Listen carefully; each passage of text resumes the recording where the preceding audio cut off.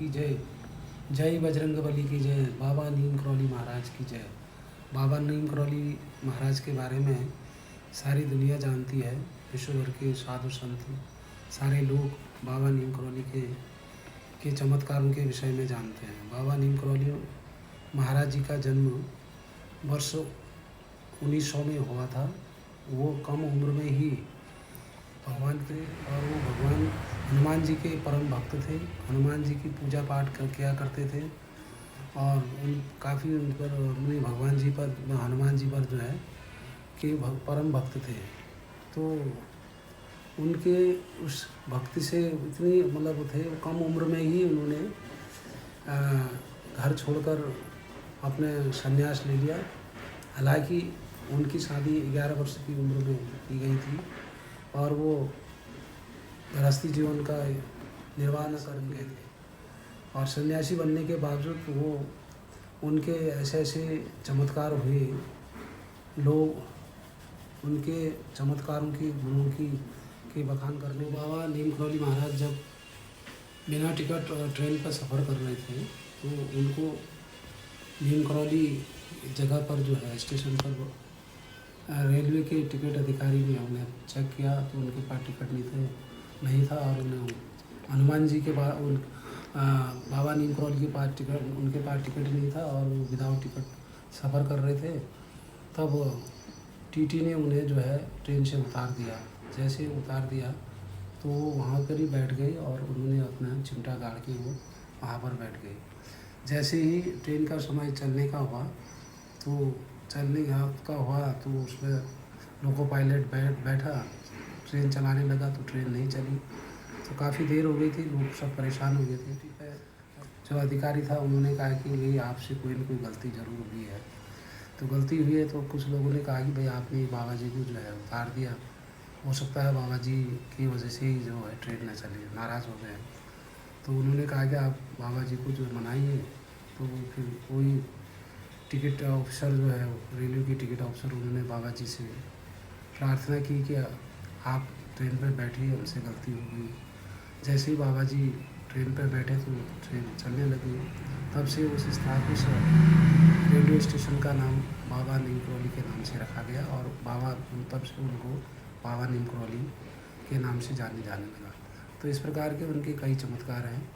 वो जैसे पहाड़ों की ओर आए, नैनीताल की ओर आए तो उन्हें जो है नैनीताल से जब वो पैदल चल रहे थे तो वहाँ पर एक व्यक्ति मिला। उन्हें पैदल चल रहा था, काफ़ी सुनसान जगह थी नैनीताल और भवाली के बीच में। ऊपर गाड़ी का भी कोई समय नहीं था।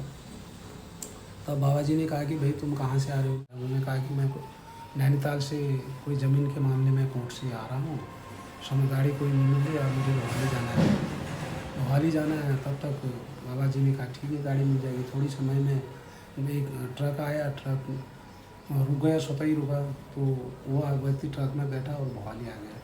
तो उनको बाबा जी ने बोला कि मैं तुझे आज से 20 साल बाद मिलूँगा। और संजोगवश जो है बाबा जी 20 वर्षों बाद उनके वहाँ कैची धाम इलाके में पहुँचे। जब उन्होंने कहा कि उनका नाम था पूरन तिवारी, तो बोला जैसे उनके वहाँ गांव में पहुँचे तो उन्होंने एक बच्चे को भेजा, बोला भाई पूरन तिवारी को बुलाओ। पूरन तिवारी जब गए तो उनके पास बुलाओ तो बच्चे वो खाना खा रहे थे अंदर। तो लड़के ने कहा कि भाई कोई संत आपको बुला रहे हैं बाबा। तो उन्होंने कहा कि भाई बाबा तो होंगे ऐसे ही, कह देना कि वो बीमार हैं, अपना सोए हैं। तो लड़का आया, उन्होंने बोला बाबा जो पिताजी जो हैं अभी सोए हैं, अस्वस्थ हैं।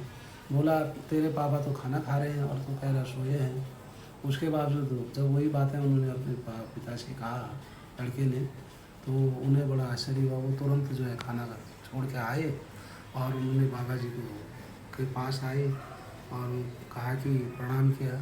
बोला पहचाना? बोला नहीं पहचाना। कहा कि मैं 20 साल पहले तुम्हें मिला था, मैं वही बाबा हूँ। तो इस ढंग से फिर वो वहाँ पर कुछ समय रुके। कुछ समय रुकने के बाद उन्होंने कहा कि भाई ये जगह मुझे बहुत बढ़िया लग रही है, मुझे यहाँ पर हनुमान जी का मंदिर बनाना है। तो बोला ये तो पूरा जंगल है, यहाँ कैसे बनाऊंगी, ये जगह सही है। तो उन्होंने देखा, बोला यहीं पर जो है हनुमान जी का मंदिर बनाएंगे। उन्होंने कहा कि ये तो रिजर्व फॉरेस्ट है, ये ज़मीन कैसे हो पाएगी? तो उन्होंने कहा कोई बात नहीं, यहाँ भी जगह संयोगवश ठीक दूसरे दिन जो है वन मंत्री वहाँ पहुँचे चौधरी चरण सिंह जी वन मंत्री थे तब के, वो पहुँचे। उन्होंने कहा कि उन्होंने बाबा जी को प्रणाम किया कहा, और फिर वो बात है, उन्होंने कहा कि मुझे यहाँ पर मंदिर बनाना ज़मीन चाहिए।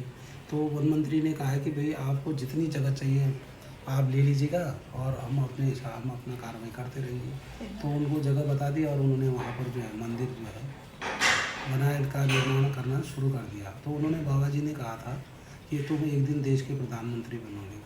तो वो जो है चौधरी चरण सिंह भारत के प्रधानमंत्री भी बने। तो उनके ऐसे चमत्कार। सियावर रामचंद्र की जय।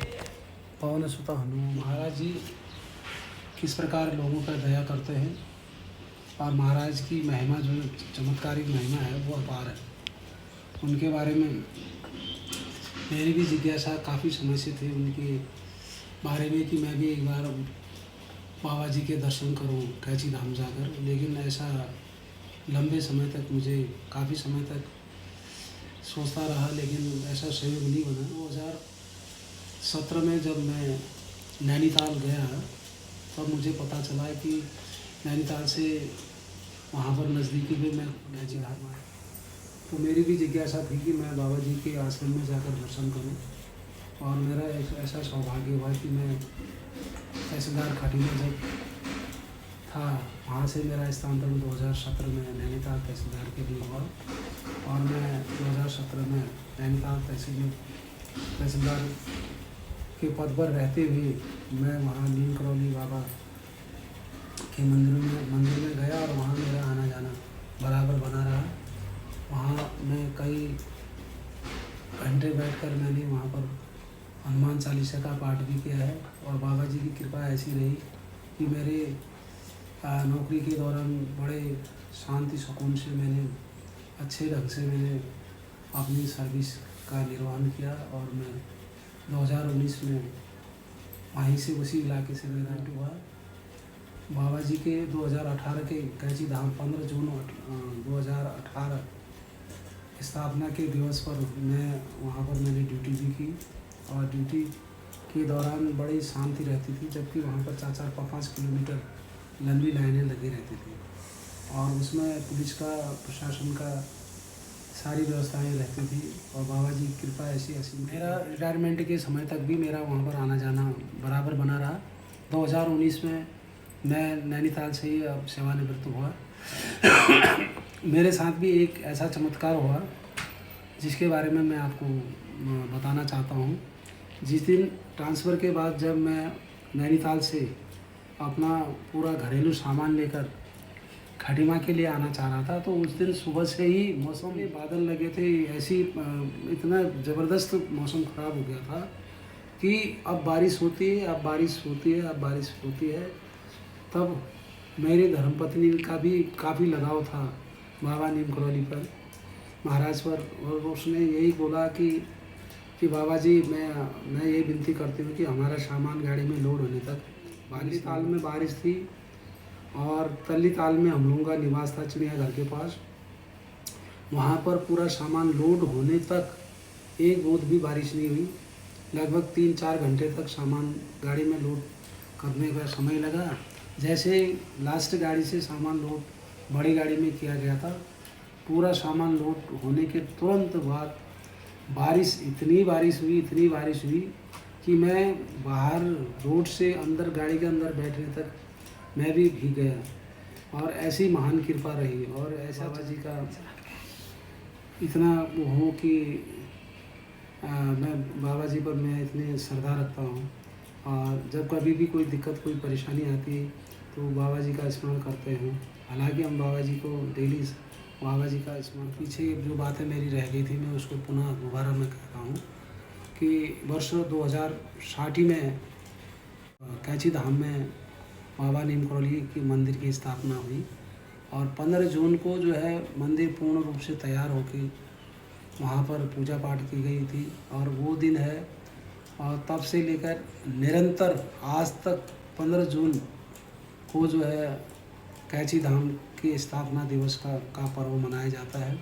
और उस पर्व पर देश विदेश के लाखों लोगों की संख्या उस मंदिर में बाबा जी के दर्शनों के लिए आते हैं, और बाबा जी के वहाँ उस मंदिर में प्रसाद मीठे पोहे बनाए जाते हैं, उसमें माल पोहे बनाए जाते हैं और वो माल पोहे का प्रसाद जो है लोग वहाँ पर ग्रहण भी करते हैं और उस प्रसाद को अपने परिवार के लिए घर भी ले आते हैं। और वहाँ पर नित्य जो पूजा पाठ होती है, नित्य लोग वहाँ पर दर्शनों के लिए आते हैं। दिन भर वहाँ पर जो दर्शनों के लिए आते हैं उन्हें वहाँ पर चने का प्रसाद दिया जाता है। और बाबा जी वहाँ पर इस प्रकार का कोई ऐसा चढ़ावा भी नहीं चढ़ाया जाता है और वहाँ पर जो भी वहाँ पर भोग चढ़ावा लगता है वो उसे वापस उसी भक्त को दिया जाता है।